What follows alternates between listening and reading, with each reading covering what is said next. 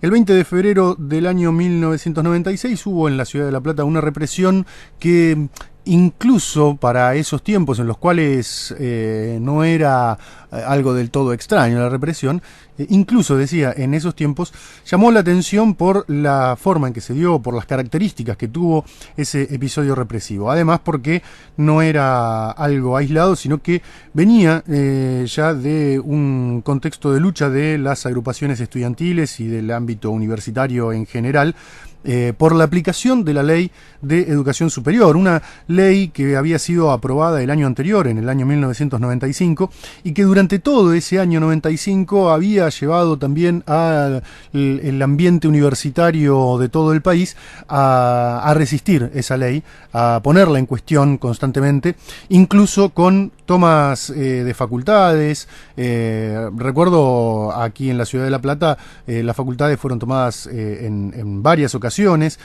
con muchas movilizaciones también a Capital Federal, tanto al Congreso Nacional como al Ministerio de Educación. Una de las personas que participó, que estuvo en esas movilizaciones, como tantos miles, es Aníbal Natiuk, que tenemos ahora del otro lado de la línea. Aníbal, ¿cómo estás? Martín te saluda.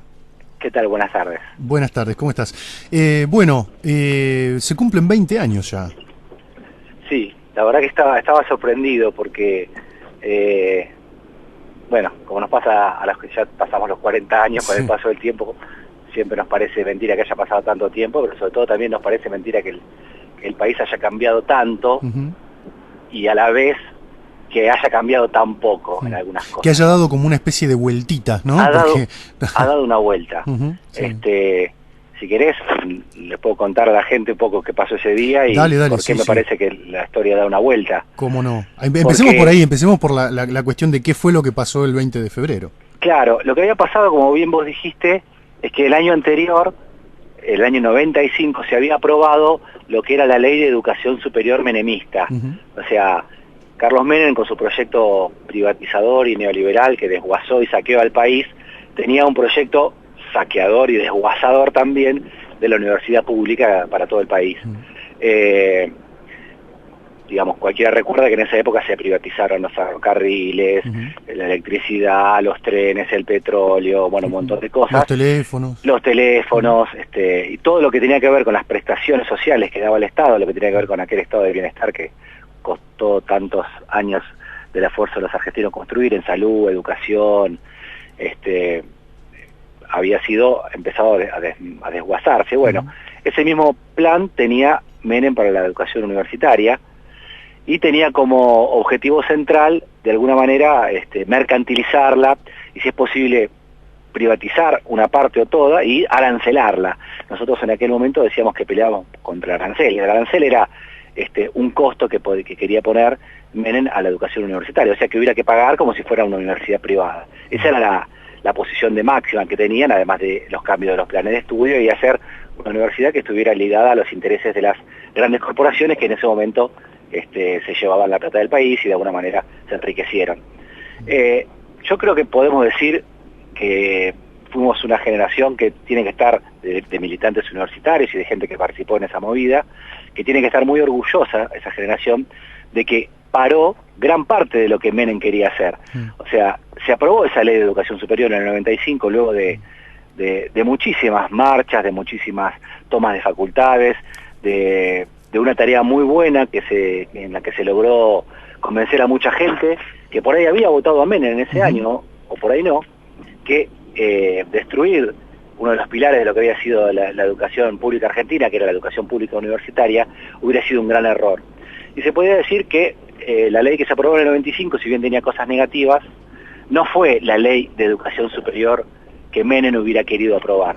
Porque, de alguna manera, si bien cambió negativamente en algunos casos, en lo esencial, la educación universitaria se mantuvo más o menos parecida a lo que era antes el gobierno de Menem, cosa que no pasó con las otras áreas que te describía. Claro. En los otros ámbitos sí pudo desguazar la educación secundaria, por ejemplo, que pasó de la nación a las provincias sin el correspondiente presupuesto educativo que la nación le enviara a las provincias. en lo que es la salud pública pasó lo mismo, la que pasó con todas las empresas del Estado, como te decía hoy. Entonces podemos decir que Menem no pudo cuajar la ley que quería, pero sí pudo aprobar una ley que fue negativa para los intereses de la educación pública. Y esa ley se aprobó en 1995 y en 1996 los sectores vinculados al radicalismo, que en ese momento conducía la universidad, quisieron, y de hecho hicieron, ¿no? Cambiar el estatuto universitario de manera tal de amoldar el estatuto universitario a la ley de educación superior menemista. Claro, nosotros como parte del movimiento estudiantil logramos impedirlo. Sí. Sí. Eso, la cuestión era que la ley, para poder implementarse, justamente tenía que, por el ordenamiento jurídico, los estatutos debían ser modificados.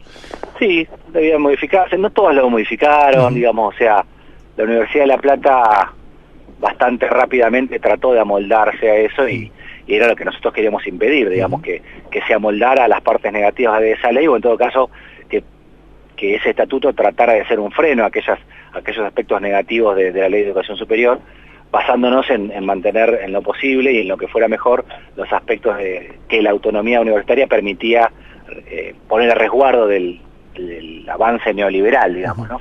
Siempre que avanza el neoliberalismo, obviamente se perjudica lo que es lo público, ¿no? Y se perjudica a la gente y ganan las grandes empresas. Entonces tratábamos de hacer que ese estatuto resistiera en parte lo que tenía de negativo la nueva ley.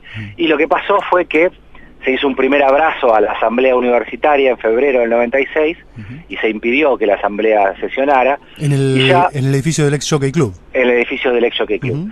Pero lamentablemente el por entonces rector puesto por los sectores de la Unión Cívica Radical, Luis Lima, hizo un pacto con Eduardo Duhalde, por entonces gobernador de la provincia, y en una cosa que jamás hubiéramos esperado en democracia, a la asamblea posterior, que era en la Facultad de Bellas Artes, se convocó una movilización a las 8 de la mañana en Plaza Rocha, y la policía de la provincia de Buenos Aires, como te decía, por el acuerdo que se había realizado la Unión Cívica Radical con Eduardo Duhalde, detuvo a casi todos los que fueron llegando a la movilización. O sea, se los privó ilegalmente la libertad, obviamente que fue una medida totalmente ilegal, fue una privación ilegal de la libertad. No te diría un secuestro porque sería discutible eso, porque lo hicieron mediante mecanismos que en ese momento ellos creyeron o quisieron decir que eran legales. Y fueron digamos, llevando detenidos a 1,60, lo que hasta hacía no muchos años, ni siquiera habían pasado 2 décadas, había sido un centro clandestino de detención. No tuvieron mejor idea que desde el punto de vista simbólico también llevar a la gente detenida ahí, y detuvieron casi a 300 militantes que se habían acercado, porque bueno, la marcha nunca llegó a concretarse, porque de a uno los iban agarrando, porque la marcha era a las 8 de la mañana, y de a uno los iban agarrando, y bueno, nos fuimos salvando a algunos que llegamos un poco más tarde, que fuimos advertidos de la situación, quizás con algún gesto de alguno que nos cruzamos, porque en ese momento obviamente no había celulares ni nada que pudiera advertir a los demás de que no se acercaran a la plaza. Y bueno, lamentablemente, en un gesto bastante nefasto, muchos asambleístas universitarios, sabiendo que había 300 estudiantes presos, algunos de los cuales eran asambleístas, porque obviamente como la universidad tiene un cogobierno en el cual también participan los estudiantes, estaban presos al momento de sesionar algunos de los asambleístas que tenían que votar. Claro. Y tanto el rector Luis Lima como todos los que se sentaron ahí a votar ese nuevo estatuto, sabían que habían personas que no podían expresarse ni votar en contra porque estaban presas por una maniobra que habían llevado adelante lo que era en ese momento la mayoría de la asamblea. Algunos se levantaron y se fueron, en un gesto totalmente digno, diciendo no puedo participar de esto porque sé que hay gente que quiso venir y no puede estar acá porque está detenida, está presa ilegalmente, en lo que había sido hasta hacía no mucho un centro clandestino de detención, y se fue. Otros, en cambio, en una maniobra canalla, se dedicaron a votar ese cambio de estatuto, sabiendo que había sido posible en parte por esta maniobra de detenciones ilegales pactados por la Unión Cívica Radical y el gobernador Duhalde. Sí, el operativo que se montó desde muy temprano en los alrededores de Plaza Rocha fue como una especie de rastrillaje que se llevó todo. Ahora, algunos, como bien decías, algunos o porque llegamos un poco más tarde o por alguna situación o porque algunos se dieron cuenta o lo que fuere, quedaron afuera. Y se montó una movilización para pedir la libertad, ¿verdad?, de todos los detenidos. Sí, hubo una movilización temprano, ya al mediodía, se hizo una movilización, bueno, y justo yo justo estaba en un lugar, en una esquina ahí en 1:51, cerca del mediodía, y la persona que estaba hablando conmigo, me alejé 5 minutos y lo detuvieron, o sea, siguieron deteniendo gente, la gente que se seguía juntando para la movilización, para pedir la libertad de los detenidos, la seguían deteniendo, o sea, si bien en menor cantidad, el operativo policial siguió,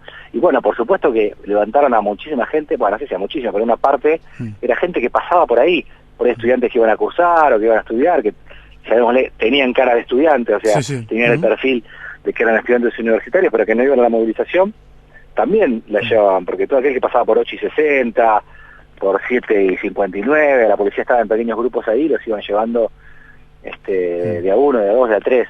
Así que bueno, llevaron a gente que se juntó por las movilizaciones y gente que no iba a ningún lado. Y sí, se hizo una movilización en donde, por ahí, si alguno vio un video, recordará unas imágenes donde estaba Edo Bonafini con su pañuelo de Plaza de Mayo ensangrentado, porque también, bueno, hubo bastantes disturbios también en ese momento. Y bueno, y en la movilización que se hizo ya a la tarde, porque hicimos una especie de acampe en la parte trasera. Sobre 115, claro. Claro, sobre 115. Bueno, ahí sí ya hubo una represión mucho más grande, con balas de goma, donde hubo muchos heridos. Heridos de balas de goma, no tiraron con otro tipo de munición. Sí, pero bueno, la bala de goma también hiere y bueno, tiraron muchos gases lacrimógenos y ahí lograron dispersar a los cientos de personas que estábamos ahí, bueno, ya cuando ya era un escándalo público, porque tuvieron la mala idea de herir a un periodista de Canal 13 o de TN, eso también causó, digamos, mucho revuelo mediático, porque en ese momento, en la época de Menem, era muy común que haya noticias sobre manifestantes baleados con balas de goma, pero ya un periodista no era tan común y causó cierto revuelo, y a la hora y media ya empezaron a liberar, ya a la noche, empezaron a liberar a la mayoría de los manifestantes, salvo algunos que quedaron hasta el otro día. Hasta el otro día. Recuerdo puntualmente de esa represión de las 6 de la tarde, más o menos, 6 y media de la tarde, 7, que el operativo que habían montado incluso estaba tan bien coordinado que la represión como que orientaba a los manifestantes a escapar para el bosque, y en el bosque estaba la policía montada. O sea, escapando de los gases lacrimógenos, uno se encontraba con toda la montada entre medio de los árboles. Realmente fue un operativo coordinado de una manera que digamos que sorprendía incluso para la época. Sí, por eso digo que hubo tantos heridos, porque empezaron a disparar con la gente estando ahí a pocos metros, y además yo por ejemplo no sabía para dónde iba a salir corriendo, porque había una nube blanca de gases lacrimógenos, que realmente ni me acuerdo ahora para dónde corrí, pero la gente se escondía en las casas también de alguna vecina, porque la policía, como vos decís, no es que salió la gente corriendo y la dejó ir, se la seguía persiguiendo. Entonces, y en esa persecución detuvieron nuevamente a la gente, y a esa gente que detuvieron ya le imputaron una causa penal. A los anteriores, a los casi 300 detenidos durante la mañana, los detuvieron con la figura por entonces existente de detención por averiguación de antecedentes, que ahora ya no existe más. Obviamente que fue una figura ilegal, porque en realidad no estaban averiguando los antecedentes de nadie, estaban deteniendo militantes políticos por una razón política. Entonces, bueno, a esos los liberaron, pero a los que agarraron luego de esos disparos de bala de goma y de esos gases lacrimógenos, y que corrieron por algunas calles de cerca de 115 y 60, a esos ya los estuvieron detenidos hasta el otro día porque les imputaron delitos. Creo que los delitos que les imputaron fueron daño, disturbios o algo por el estilo. Y esos, bueno, durante un tiempo tuvieron una causa penal abierta, y hasta que obviamente se archivó y se declaró ilegal todo aquello, pero fue bastante penoso para esos militantes tener abierta una causa penal por participar del reclamo de la libertad de unos presos políticos, ¿no? Vos señalabas, bueno, el tema de la averiguación de antecedentes, que era una figura bastante usada en los años 90 para esto que era o bien la persecución de militantes, o incluso la persecución de jóvenes, digamos, una época en la que ser joven volvió a ser un poco un delito, y era parte de, y voy a usar un poco a propósito, una palabra que ahora en estos días está en boga, era casi como el protocolo de actuación para las fuerzas de seguridad en ese momento. Ahora nos encontramos con un nuevo protocolo de seguridad. Sí, este protocolo es lo que te decía, este protocolo que acaba de anunciar el gobierno de Macri con este personaje tan particular, Patricia Bullrich, como ministra de Seguridad, Es lo que yo te decía hoy, que es una vuelta atrás. Claro. O sea, poner otra vez a la policía y a las fuerzas de seguridad a resolver, entre comillas, conflictos políticos y sociales, ya sabemos a dónde lleva. Lleva esto, la represión indiscriminada y a un montón de cosas que no sirven. Los conflictos políticos y sociales son esos conflictos políticos y sociales, y la policía no está para resolverlos, pues ya sabemos qué pasa cuando le damos a la policía esa tarea. Obviamente que no voy a recurrir a ejemplos extremos como en la represión dictatorial. Podemos recurrir a este ejemplo, que si bien ya tiene 20 años, es un ejemplo de qué pasó en democracia, cuando a partir de un acuerdo político se le dio a la policía la función de ser un actor político para resolver un conflicto político. Eso no tiene que volver a pasar, y por eso esto es una vuelta atrás de 20 o 15 años, digamos, ¿no? O sea, las cosas que han dicho que van a aplicar en ese protocolo de seguridad son gravísimas, digamos. Dicen, las primeras líneas, o en principio las fuerzas de seguridad no van a tener armas letales. Quiere decir que las segundas líneas, y no en principio sí, las fuerzas de seguridad van a ir armadas para asesinar manifestantes, porque las fuerzas letales, o sea, las armas letales son eso, están preparadas para matar. Claro. O sea que las policías y las gendarmerías y demás van a ir a las manifestaciones con armas preparadas para asesinar manifestantes. O sea, no lo han dicho directamente así, pero han dicho que en principio de las primeras líneas no van a tener armas letales. Y después sí, bueno, es realmente una locura, una barbaridad que en este momento estemos discutiendo eso, ¿no? Sí, sobre todo como... hace una vuelta atrás lamentable. Sí, como bien decías, el problema de resolver con represión lo que es un problema político, o lo que puede ser un conflicto político, que en realidad la resolución que tiene es política, digamos, es a través del debate político, y lo cual no significa que toda manifestación vaya a tener razón, no significa que toda petición sea atendida tal cual se pide, pero sí una instancia en la cual las partes puedan negociar y decir, bueno, vamos hasta acá o vamos hasta allá, ¿no? Digamos que se pueda resolver a través del diálogo y no a través del gas lacrimógeno. Y sí, y esa negociación necesaria que vos planteás es evidentemente la que no quieren tener, porque una negociación implica ceder, y estas personas que están ahora en el gobierno evidentemente saben que la única forma de aplicar los planes económicos que están llevando adelante es mediante la represión de aquellos que se quejen. O sea, el hachazo violento a la capacidad adquisitiva del salario que se vivió en los últimos meses, por la devaluación, por la libertad en la que se dejó a los formadores de precios, por la reducción de impuestos a los más ricos, que obviamente los trabajadores tenemos que cubrir con más impuestos o con más precio o mayor precio de las cosas que compremos, va a hacer que mucha gente que estaba cerca de la línea de pobreza baje de la línea de pobreza. Sectores de clase media que vivían con lo justo no van a tener ni siquiera para vivir con lo justo, y eso obviamente va a generar reacción. Y esa reacción es la que ellos están previendo de esta manera. ¿Cómo la piensan resolver? Con negociación y con algún tipo de mejora en las condiciones de vida de la gente que reclama. No, por supuesto que no, lo piensan resolver de la manera que para ellos es más sencilla y que evidentemente es la única que conocen, que es el policía resolviendo conflictos políticos que, como veníamos diciendo, nunca los resuelve. Exacto, con el protocolo. Con ese protocolo. Aníbal, bueno, muchísimas gracias por esta comunicación. Un gusto haber podido recordar estos 20 años. Es cierto, uno dice, 20 años pasaron y bueno, sí, pasaron 20 años. Me parece que no, pero pasaron 20 años. Así que bueno, muchísimas gracias por ayudarnos a recordarlo. Además también, y esto me parece que también es importante, a recordarlo los que lo vivimos, los que en aquella época estábamos en la universidad, a recordarlo a aquellos que por ahí lo vieron por televisión precisamente, y sobre todo a contárselo a muchas personas de generaciones siguientes que tal vez todavía o no habían nacido o eran demasiado chicos y no tienen memoria de aquellos años. Sí, por eso está bueno recordarlo, así que les agradezco mucho el llamado. Muy bien. Muchas gracias, Aníbal. Un abrazo y estaremos en contacto. Un abrazo. Hasta luego.